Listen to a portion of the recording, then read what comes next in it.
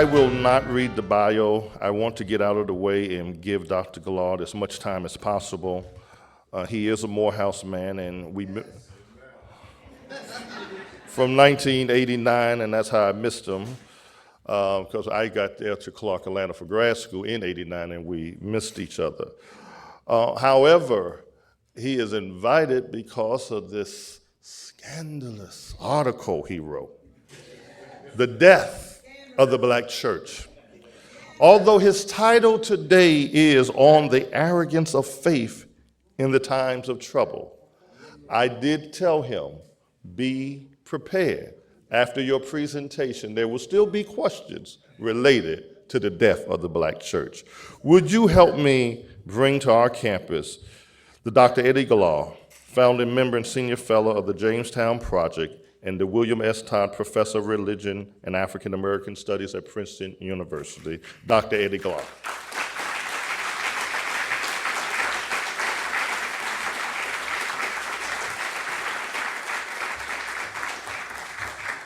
My. I don't know, Doc. Well, I want to thank the organizers of this event for inviting me. Dr. Robertson, thank you for your generosity and the largeness of your spirit. I want to thank the president and the dean and all the dignitaries who are here. I especially want to congratulate the students for your success. And this is only just the beginning to what awaits you in your work. I want to thank the bishops, the pastors, faculty members, Sister Lynn, for all of you joining with me today. Dr. Willis, thank you for your vision and your stewardship. So we want to, Princeton graduate too, okay. All right, we got some PTS and some Princeton folks in the house. That's great. That's all right, amen, amen. So I'm really delighted to be here. And I really struggled, what would I say? How would I approach this? And so you know I'm not doing engaged in a preacherly thing. I did bring text. I am a text preacher, as it were. I wanted to figure out, I was debating how should I approach this. Should I come in with a straight lecture or should I offer a kind of a hybrid account? This is what this will be today. Is that all right? Or you're going to have to talk back to me. I went to Morehouse. So I'm delighted to be here with you. We stand at the beginning of spring, a time of rebirth where all around us, life seems to be bursting forth. Something in our spirits changed during this season, and hopefully we are readying ourselves for what the moment demands, that we midwife a rebirth for this country. I want to thank again the organizers for inviting me. I hope I have something useful to say. So much is going on in our world. It seems that hope holds on by a frayed thread. But as it has always been in such times, human beings, fragile and fallen though we may be, find the courage to muster the necessary energies to face the challenges that threaten our form of life. We need to acknowledge that much has gone wrong in this country over the last few decades. Americans have become selfish and less loving, and the result is a society, a style of living marked by insatiable greed and shallow concerns. Whether it is Wall Street or the dysfunction of government or mind-numbing reality shows on television, we find ourselves awash in a kind of hedonism that keeps our attention focused solely on our individual needs and desires. The idea of a beloved community appears to be lost in a fog of sickening self-interest.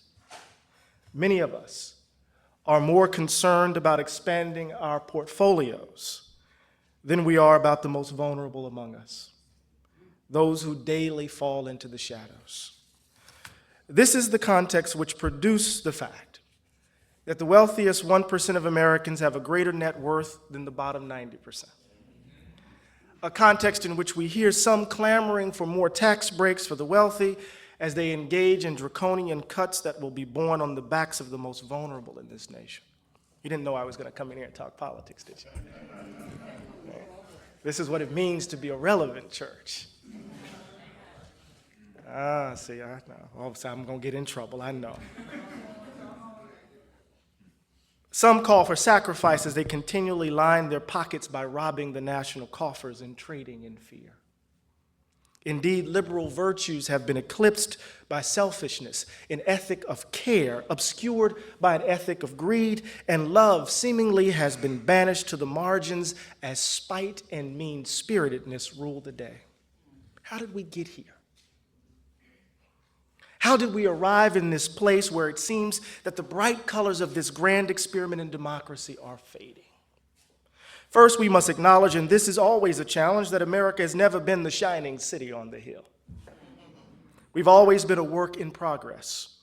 Ours has been an effort to make real the promises of democracy in light of practices and commitments that fundamentally were undemocratic, whether it be slavery, patriarchy, the exploitation of workers, or even imperial ambition. Americans have had to struggle to defend the principles of democracy, to enact them in our daily living over and against those who view those principles and practices with deep suspicion.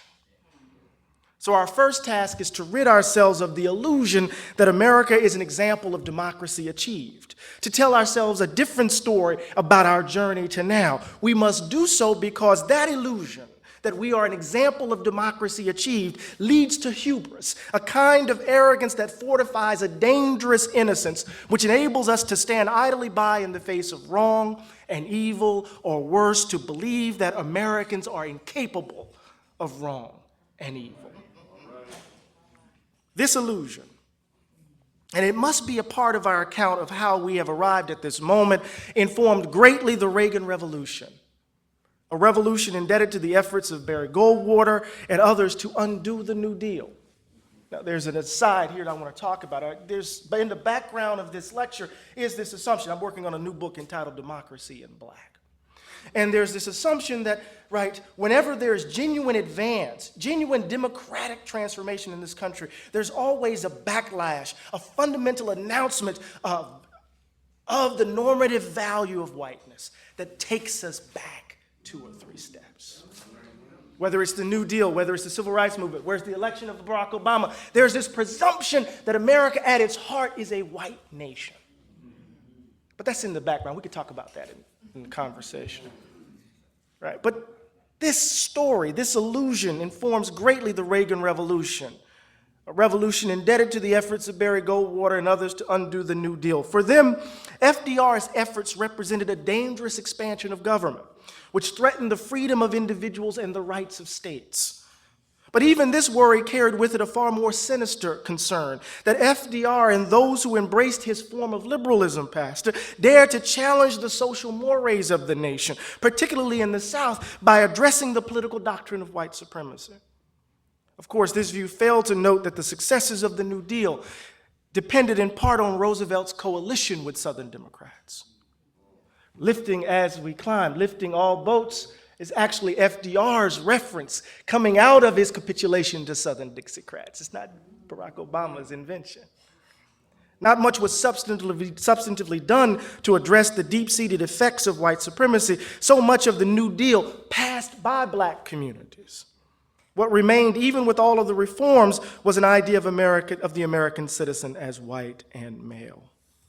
Goldwater's challenge, made possible by the revolt of Southerners and their allies in the North as they confronted the dismantling of Jim Crow, involved the claim that government overreached and threatened the freedom of its people.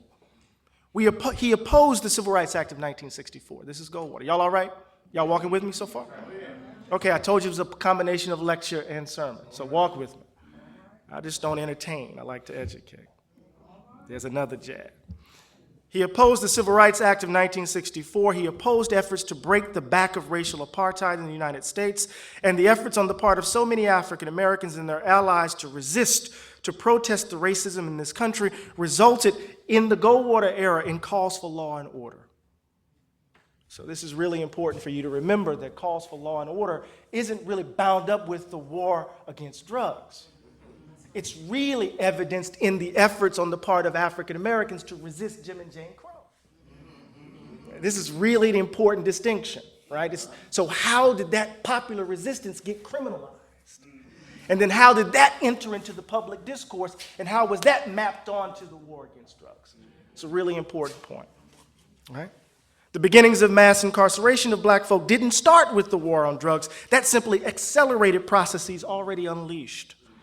Ironic that those who would strike the blow for freedom would become the basis for cries for law and order. Nixon would oblige, of course, an administration which included the likes of Donald Rumsfeld and Dick Cheney. And of course, Nixon would eventually falter. But the election of Reagan would mark the ascendance of a certain view of government, small, unobtrusive, right? And a particular understanding of the people as the silent majority, the forgotten Americans. Middle America would become shorthand for an invented political demographic meant to appeal to voters primarily on the basis of white racial resentment. All the while, the strategy of starving the beast, of depriving government of the monies to support social programs, privatization, deregulation, and massive expansion of military spending set the frame for our current moment. Break the backs of unions, stoke nativist fears, give corporate powers free rein, where our economic lifeline becomes Wall Street, and place the blame on all of those who fail to succeed on them. They are lazy or irresponsible, products of a culture of pathology and bad choices. In this context, economic misery becomes evidence not of bad policy, but of bad choices and bad people. Let me be clear. I don't think this is just a Republican story. The Clinton years bear some responsibility as well, going all the way actually to Jimmy Carter, actually, but we can tell that story at a different time, right? The crime bill, welfare reform, all took place on Clinton's watch. A neoliberal economic policy driven by Reubenites, Robert Rubin and Larry Summers, contributed to the wild, wild west environment of Wall Street that allowed so many to gamble without risk our nation's future. In my view, the frame of Reagan remained in place even during the Clinton years. There was an important book written by Thomas and Mary Etzel in 1991 entitled Chain Reaction, which exercised incredible influence over then President Bill Clinton. The basic claim of the book was this, that the 1960s revolution unleashed a backlash that took the shape of a tax revolt, grounded in anti-government conservatism and a rejection of the claims of disadvantaged groups, i.e. African Americans, gays, and women, so-called bad identity politics. The Etzels argued that in order for Democrats to break the back of the alliance of race, rights, and taxes, and return a certain segment of white America, that is, white middle-class voters, Reagan Democrats, to the Democratic fold, they would have to disown prior commitments to racial equality and the special rights of other marginalized groups.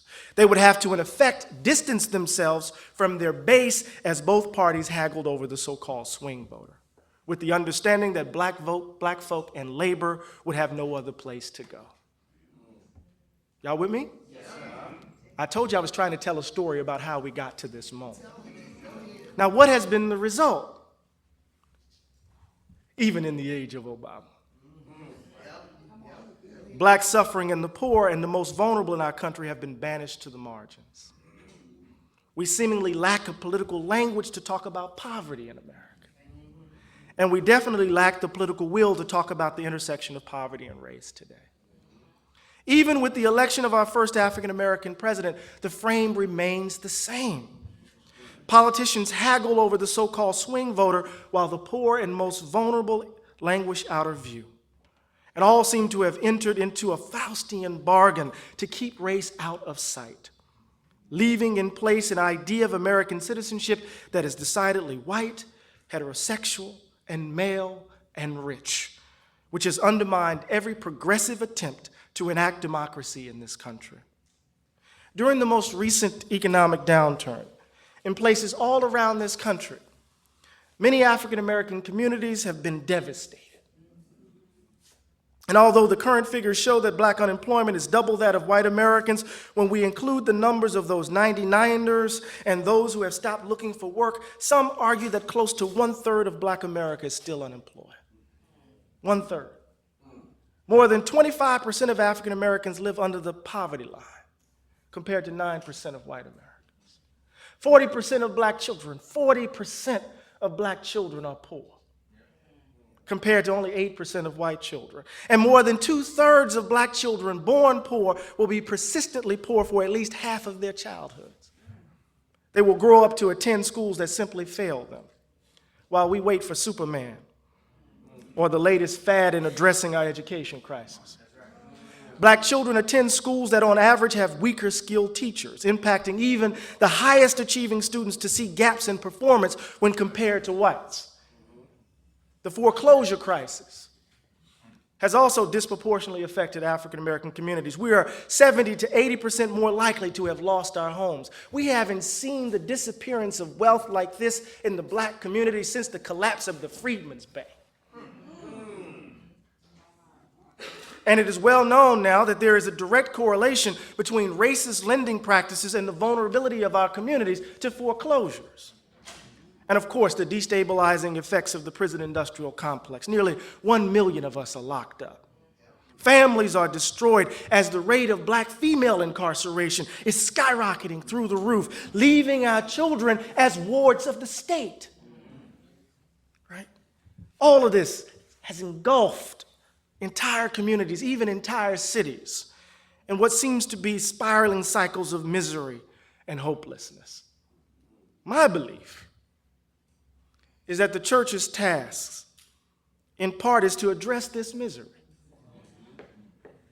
to insist on a conception of government that takes seriously the moral imperative embedded in democracy, that each individual, no matter her station in life, deserves dignity and standing precisely because they're children of God.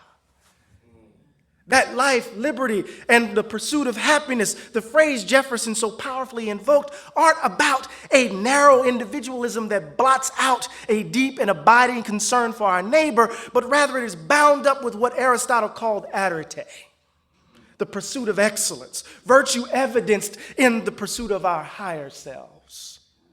Now, all of this has been a bit abstract or boring, but my point is really basic. We have to tell ourselves a thicker story about how we arrived at this moment so that we can better understand how to address it. At the root of our problems today is an attack on a certain moral conception of government. I hope you understand the irony of the formulation. That we ought not to expect government to be concerned about the most vulnerable in our society, that we ought not to have the ideas of love and justice animating our democratic practices. Well, I reject that. Love helps justice by enabling us to see the person to whom we owe her due. Can I say that again? Love helps justice by enabling us to see the person to whom we owe her due. Y'all all right with time? How much I got, Pastor? I'm about to bring it home, which means I got a little more to go. Love orients us to suffering in such a way that we're not simply moved to charity, but rather to altering fundamentally the condition that produced the suffering.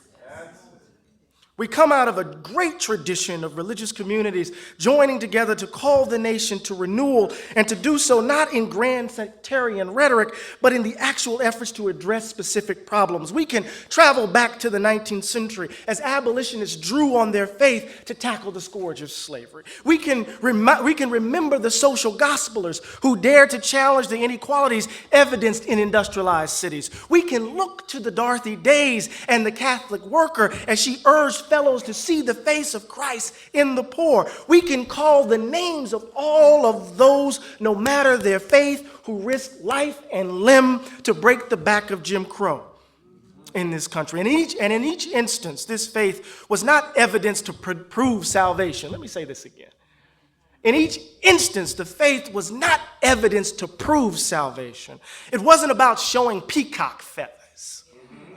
It wasn't invoked to beat down others or to burn Qurans or to sanctify a particular kind of politics. Not at all. It was an enactment of love and justice. This is the best of the black church tradition. And here I want to make a distinction between two enactments of faith that might prove helpful. What I take to be the confidence of faith, the sense of being taken care of in light of God's grace and mercy, and the arrogance of faith, the sense of taking for granted God's grace and mercy. I have in mind Luke 17, 11 through 19, right, with the 10 lepers. And Jesus heals them. But only one comes back to give him praise. And who's that one? Wasn't the person who was all up in the neighborhood. It wasn't the familiar human being. It wasn't the familiar one. It was the Samaritan, the foreigner in his midst, right? So I want to talk about the arrogance of faith that would lead 9 folk not to return and give him praise, and the confidence of faith to leave 1 to return. Is that all right? Yeah. I'm not preaching, but I have something in me. When we think of the word faith, many Christians invoke Hebrews 11:1.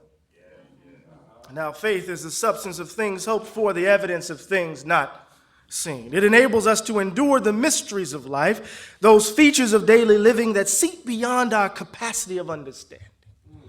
Faith enlivens our imaginations to see past the limit conditions of the actual world we inhabit. Indeed, our faith in God transforms our relation to the world and our relation to ourselves. We grasp who we are in terms of the vastness that is opened up by and through our imaginations. We understand our doing as directed towards something beyond where we currently stand, and that then reorients us to the moment. Faith then can be understood as a tendency toward action. That which allows us, particularly in times of doubt, to step into the darkness with the confidence of blessed assurance. Faith then is not a passive faculty. It is not something that resolves one to the extent, situation, or circumstance. Instead, faith constitutes the precondition of our invasion into the unknown. Oh, when I was a young boy, I couldn't jump the ditch. I'm from Mississippi. I couldn't jump the ditch in order to go play with my brother and his older friends. So I had to will that fact into existence.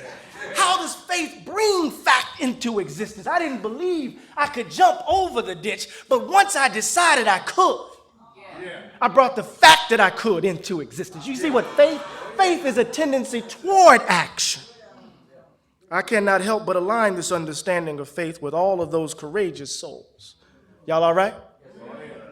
Who dared to risk life and limb in the Jim Crow South with no guarantee of satisfactory outcome, who could not see beyond the opacity of their own condition, how they imagined the possible as they endured the absurdity of the actual. Just think about all the young folk of SNCC, the Student Nonviolent Coordinating Committee, standing in the breach of the brutality of the South, traveling into the dark, dank bowels of this nation with an abiding faith in the capacity of ordinary folk to assert their dignity and standing in the face of the evil of Jim Crow. Faith, enabling a kind of poetic knowledge, made possible generative leaps that gave birth to freedom dreams. A confidence of faith that witnessed God's love in the very act of risk, in the very display of courage.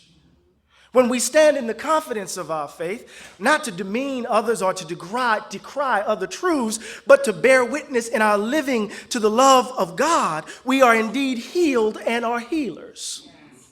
When we stand in the confidence of our faith, Pastor, we orient ourselves to the misery of this world, not by looking past human suffering, but by working with all of our hearts and minds to alleviate that suffering. When we stand in the confidence of our faith, Bishop, Christians ought to be world transformers, not defenders of the status quo. Folks should be looking at Christians saying, they must be drunk. Oh, you remember Acts? Right? They must be full of some kind of new wine. You remember that? Oh, we can't be so aligned with the status quo. Right? Remember, we hear and we act. That is the confidence of faith. Y'all all right? Yeah. But I want to say to you this morning that all too often that confidence can slip into a form of arrogance that corrodes the soul and puts in place conditions, harmful in some instances, that reconcile us to the nastiness of this world. All too often, those who profess and proclaim their faith do so in such a manner that they take for granted their own salvation. They take for granted the fact that we do not deserve God's love. They take for granted that our sins have been washed away by a profound sacrifice on the cross. They come to believe that all that has happened or will happen to them, that is of some good, happened because they are inherently blessed. This is the arrogance of faith. I must admit, I can't stomach these folks. I can't take them. These are the peacocks strutting their religious feathers. These are the Pharisees and Sadducees, right? These are the ones who, by some mystery of qualification, have the means and capabilities to discern God's will and dictate it to you and me. These are the churches that lack spirit and power and commitment to the least of these because they are so caught up in the idolatry of charisma. I said it.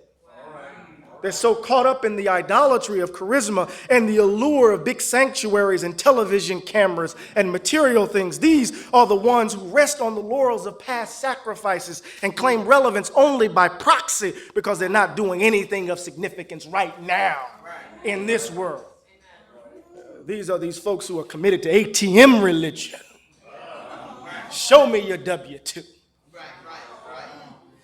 You see, the key difference between the confidence of faith and an arrogance of faith is that the former orients us actively to the world.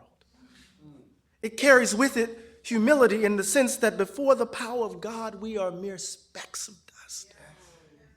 But an arrogance of faith emboldens us to act as if God requires our presence and that his grace is deserved.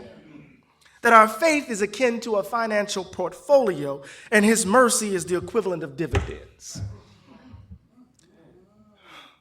An arrogance of faith blinds us to the fact that we are fallen and fragile creatures, capable of unspeakable horror, and prone to lives mired in the mundane and always standing in the need of prayer. What our moment requires is the confidence of faith, not the arrogance of faith. A faith that empowers us to stand on the transforming quality of love made tangible in our tireless efforts for the least of these. Christians must evidence this love in their commitment to justice. Christians must shout from the rooftops that every human being, no matter their station in life, deserves dignity and standing because they are children of God, even if they haven't professed it. I hope we can imagine a politics infused with the power of love that animates the best of the prophetic tradition in this country, the best of the black church tradition in this country. We must understand, of course, that politics extends well beyond election cycles. I'm not talking about getting out the vote, Pastor, for some politician. We must reimagine the political work that churches can do. We must see them in part as sites for fundamentally recasting the political in light of the needs of the most vulnerable in our society. And I would suggest that we can do so around three core areas. So usually we come in here and we just critique and deconstruct. I want to get us on the path to something. We need to organize churches around a living wage. Folks talk about unemployment and job creation, but we need to develop policies that enable those who work to live lives of decency and dignity. I've never met a poor person who likes being poor. I come from Mississippi. My folk work hard. And I know folk who are working hard day in and day out, getting paid minimum wage, making a little over $15,000 a year. We need to talk about a living wage so that people can not only dream dreams, they can make those dreams a reality. But a living wage in this country is hard to get on the table. They don't even want to raise the minimum wage. Even though $7 and a little change puts you right above, just slightly above the poverty line. We need to talk about education for real. Second issue. We must not think, listen, churches, we must not think that charter schools constitute the answer to the problem. That's right. We have to recommit ourselves to public school education without demonizing and scapegoating teachers. Part of what we see in New Jersey, for example, and I'm coming home, Part of what we see in New Jersey, for example, is that charter schools are a part of a bigger issue, right, of privatizing public funds. Right. In New Jersey, now I'm looking like a professor. In New Jersey, we have the Abbott Fund. So New Jersey's the most urban state in the country. And so you go to Camden, you go to Patterson, you go to Newark. Each child in those school districts carry with them well over $15,000, $20,000 a head. Right. By privatizing public money. The charter school is nonprofit, but it is charged to do business with for-profit entities. So for each child that leaves the public school and goes into the charter school, what follows him or her? Money. We're talking about the privatization of public goods. Yeah. It's part of the conception of government that I talked about going all the way back to the response to the New Deal. That the government overreaches. But the difference, of course, is that in the context of the New Deal, the overreach of government was tied to trying to expand the rights of black folk. Right. Tied to, in effect, white supremacy. In this context, it's just neoliberalism. The government has no function other than to ensure that markets are functioning properly. You feel me? Yeah. All right, we're getting a little complex. Let me go back to the third point. So the first point is that we need to argue around a living wage. Second point is that we need to argue around education as a public good. And the third point is that we need to deal with this criminal justice system. Yeah.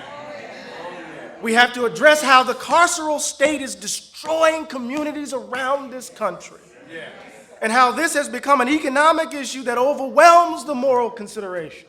Folk are trading black bodies on cell blocks. Yes, that's right. Yes, sir. Come on. That's right. They're trading black bodies on cell blocks. You know that young brother who just was murdered in Florida. Yeah. Zimmerman didn't see Trayvon Martin. No. He didn't see that baby. No. He didn't hear that baby. When he cried out for help. Right. What did he see? He saw the criminal right on cops. Right. What did he see? He saw all of that data, all of those stereotypes about these black boys, these black men who constitute super predators. Right. What did he see? Right. He didn't see that child. I got a 16-year-old boy. And all he wanted to do was go get some skips. And we're just now here in the country talk about whether or not they should proceed with the criminal behavior. I know that's right. But what happens when you don't see children? Yeah. When you don't see bodies that are children of God? But you see stereotypes. Remember that beginning in Invisible Man? Yeah. Probably don't, but that beginning in Invisible Man when he's in the alleyway. And he said, I'm going to force you to see me. You will see me. I am not invisible. That's Ralph Ellison's response to Richard Wright's native son is bigger. Right? I'm not going to go bigger's route. I'm going to force you to see me. To break through the stereotype. But until we do that, they're going to still incarcerate our children at rates unimaginable. There are more children, there are more black folk in prison today than there were in slavery. Read Michelle Alexander's The New Jim Crow. Right? We have to approach each of these issues, and I'm going to end. We have to shift the story. We have to tell a better story about how we got to this moment. Yeah. We have to democratize opportunity. We got to give people who are languishing shadows chances, opportunities to make real the fact that they're creations of God. And we got to build capacity. And I think churches are positioned to do this. I've said it before, and I'll say it again. The black church is dead. Now, why do I say it? Because death is the prerequisite for life. Something daily has to die in us so that something new can be reborn. We can't rest on our laurels of a black church of long gone by. We have to reinvent it for today. Yes. Today's problem is something that Black Americans never faced. Our challenge is to stand on His grace and mercy, to enact love and justice with the confidence of faith, for future generations, for our babies and their babies.